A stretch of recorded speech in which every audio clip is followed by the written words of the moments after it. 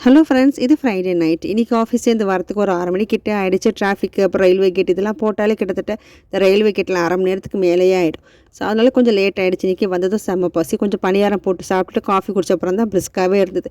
ஆஃபீஸ்லேயும் வேலையை பார்த்துட்டு வீட்லேயும் வந்துட்டு இந்த மாதிரி வீட்டு வேலை செய்யணும், சமையல் பண்ணோம் அப்படின்னா கொஞ்சம் கஷ்டமாக தான் இருக்கும், டயர்டாகவும் தான் இருக்கும்.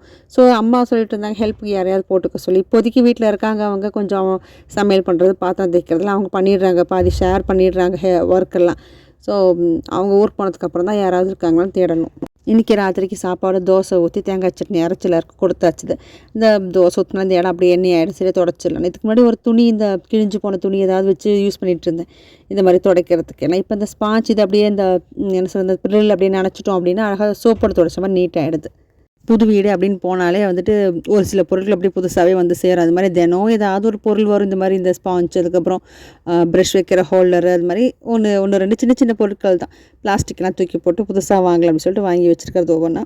நேற்றுக்கும் இன்றைக்கும் இவர் சீக்கிரம் வந்துட்டார் ஆஃபீஸ்லேருந்து. ஆனால் அந்த கபோர்டில் துணி அரேஞ்ச் பண்ணுற வேலையெல்லாம் இவர் பண்ணி முடிச்சிட்டாரு.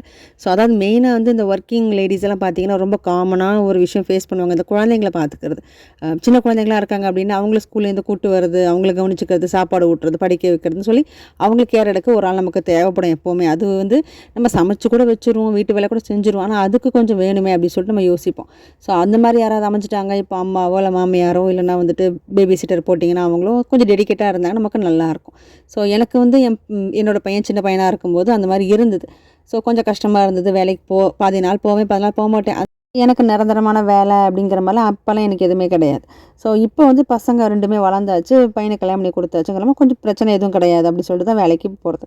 இப்போது வீட்டில் அம்மா இருக்கிற வரைக்கும் இந்த காலையில் பாத்திரம் மத்தியானம் பார்த்தா தேய்ச்சிடுறாங்க, இப்போ ராத்திரி வந்து நான் தேய்ச்சி இந்த மாதிரி வீடெல்லாம் கூட்டி வச்சுருவேன். அவங்களால வீடெல்லாம் கூட்ட முடியாது.